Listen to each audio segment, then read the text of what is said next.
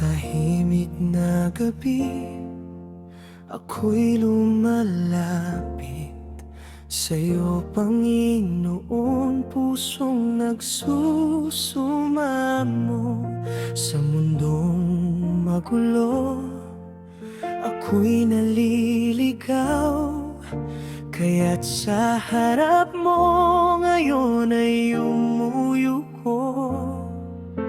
Hindi ko hangad ang marangyang buhay ni ang maging tanya sa paningin ng iba. Ang tanging dasal ko iyong dinggin, mula sa pusong takot magkamali. Dalawa lang ang hiling ko sa'yo, Panginoon.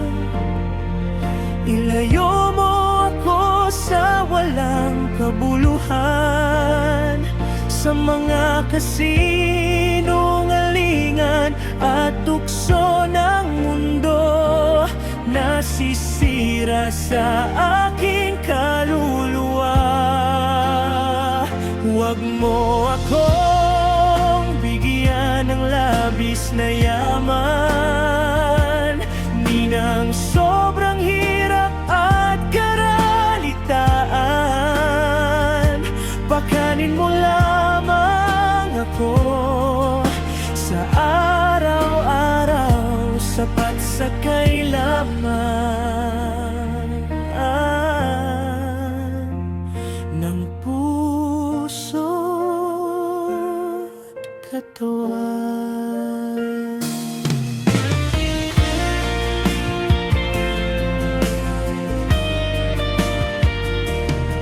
Sapagkat kung ako'y mabusog ng labis, baka ako'y magkaila at ika'y limutin, at masabi ko pa sa kapalaluan, sino ang Panginoon sa aking buhay. Ngunit kung ako na may maging dukha at salat sa bawat pangangailangan, baka sa takot at kahinaan ako'y matangay sa kasalanan.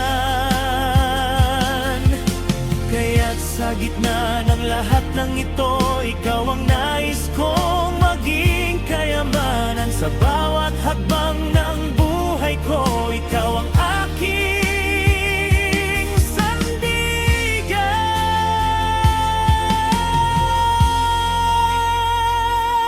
Dalawa lang ang hiling ko sa'yo, Panginoon. Ilayo mo ako sa walang kabuluhan, sa mga kasinungalingan at tukso ng mundo, nasisira sa aking kaluluwa. Huwag mo akong bigyan ng labis na yaman, ni ng sobrang hirap at karalitaan. Pagkanin mo lamang ako sa araw-araw, sapat sa kailangan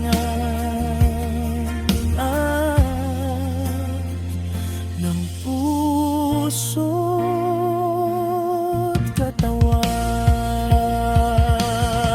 Turuan mo akong maging kontento sa biyayang iyong ipinagkakaloob. Ikaw ang sapat, ikaw ang totoo. Sa piling mo'y wala ng takot.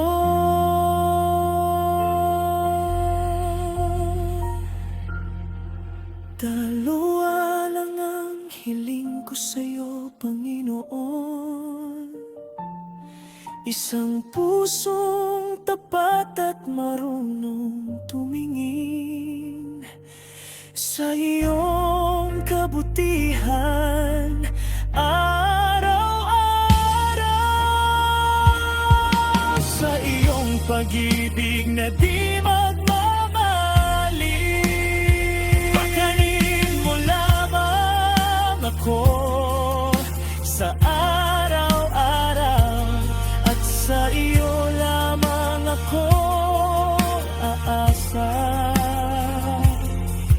Sa gitna ng yaman o karalitaan, ikaw pa rin ang aking Diyos magpakailanman.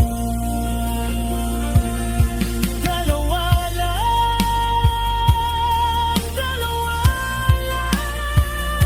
ang hiling ko,